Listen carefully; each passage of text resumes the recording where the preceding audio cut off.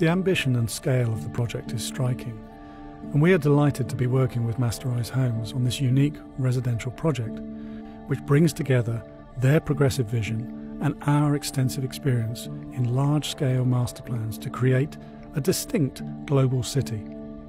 This will be our first township in Vietnam, and we are excited to extend our footprint in the country.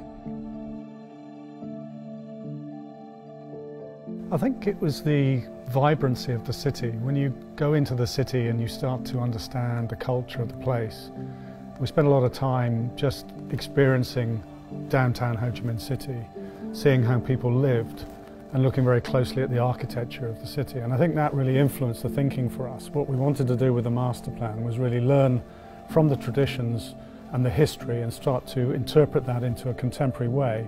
So still retain some of the traditions and history, but also create a modern master plan that suits the needs of today's living.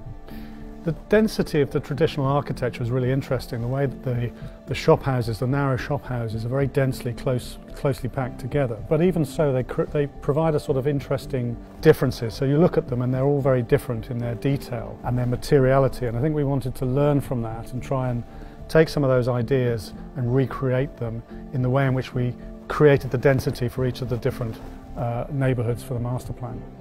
So it's not just the activity on the street or the architecture, it's also interestingly the activity of life that happens on the upper levels, in particular the roofscape. So it's activating the whole of the city in three dimensions almost. If you look at the way people live in Vietnam, there's an awful lot of interaction at the street level. So the people in the evenings in particular will go out and they will socialise, and you go into the city at night time, it's a very different experience from the daytime experience.